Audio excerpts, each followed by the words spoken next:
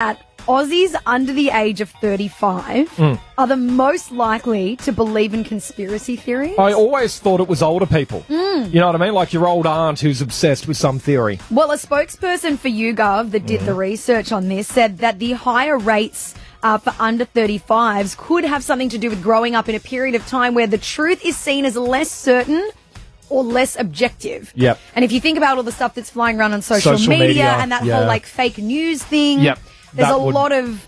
That would mean that people under that age, they're seeing a lot more, so they're believing a lot more. Yeah, exactly. So 17% of 18 to 35-year-olds believe that COVID was a myth created by powerful forces. 30% of under 35s believes that the US government was responsible for 9/11. Yeah, I've seen 24% believe that the moon landing was faked. Yep. And 19% are Holocaust deniers. That's awful. One conspiracy theory I will never understand, though, is people believing that the Earth is flat. I know, and I've heard this one before, and I find it... See, the other ones I find quite dangerous. This one I find harmless. Yeah.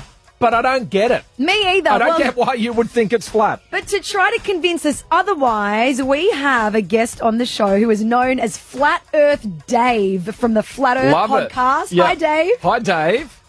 Hey, guys, how you doing? We're really good, mate. So we were talking about conspiracy theories. Under 35s are the most likely to believe in them. One of the ones that we are always, I'll be honest, amused about, and we find it harmless, is the Flat Earth theory. We've got to be honest, Emma and I have flown. We've seen the world as round. We thought, Dave, can you convince us?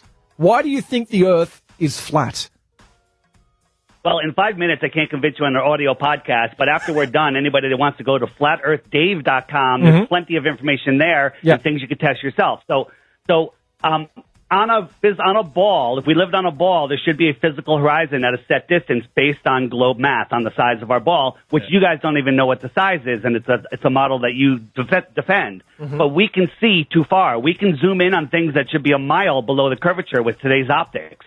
We can Navy ships can put a laser on another ship 100 miles away. There should be over a mile of water between them. Same thing with sonar. Submarines on the bottom can see another submarine a mile away. You'd have to think that sonar climbs over that hill over a mile tall and then hits the sonar and comes back. That's ridiculous. That's impossible. Every single scientific test proves the Earth is flat, and only people's belief is what makes them think that the Earth is that flat Earth is stupid. You believe that flat Earth is a disc floating in space because that's what the Flat Earth Society tells you. We're not the Flat Earth Society. That's a government-run disinformation site.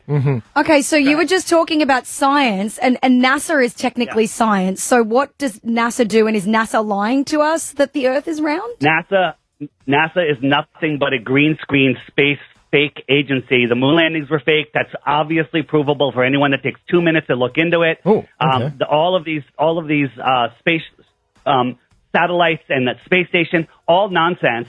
They don't even exist. So the men that go up into space, that's just like done in a Hollywood studio or something.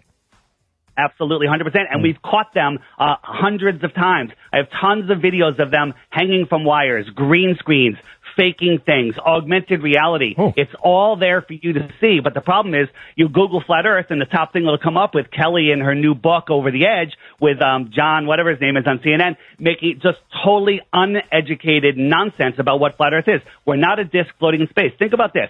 When it rains, where does the water settle? It settles in a low spot, and the edge of that puddle, the container of that puddle, is the land that's higher than the water. Now expand that to a pond and a lake. A lake is a body of water surrounded by land that is higher. Well, guess what? Antarctica, they tell us, is the highest land on Earth. Interesting.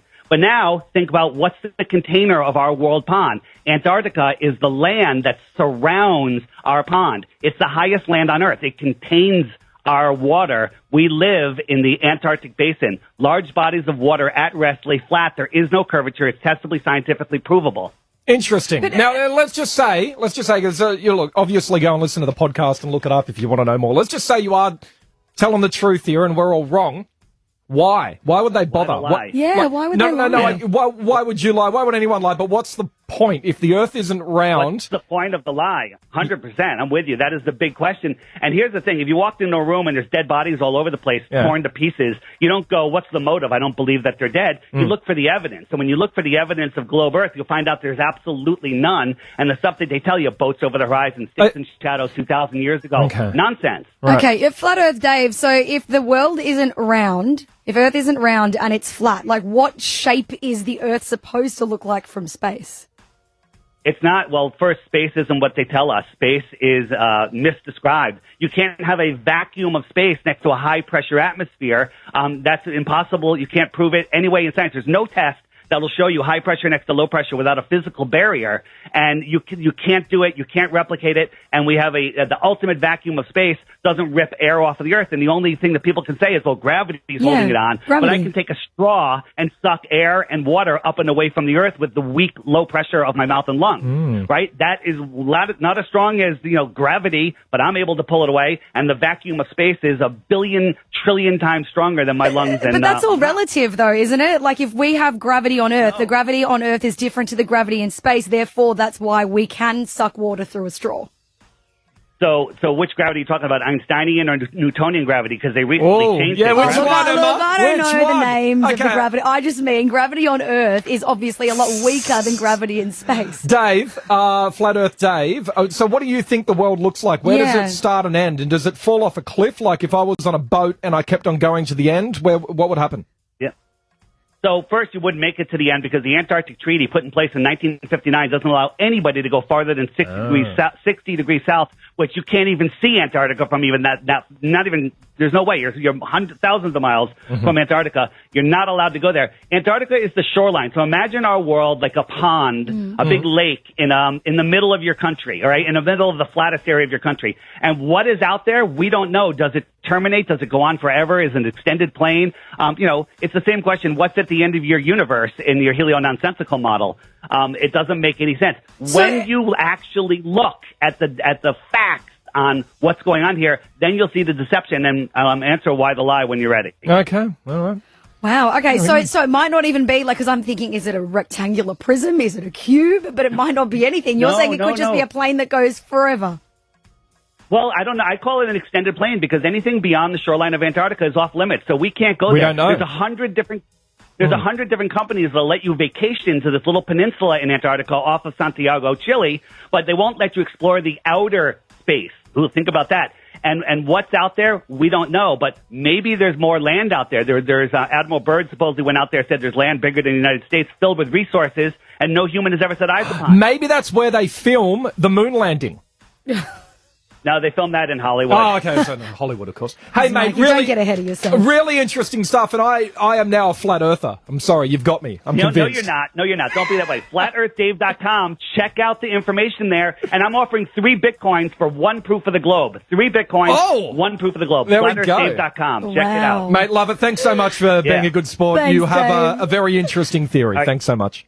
All right, it's not a theory. The globe's a theory. Bye-bye. Sorry, that's we're all He's wrong. wrapping you. So he wrapped me up, Bye-bye. telling me I'm wrong and the globe is wrong. Live on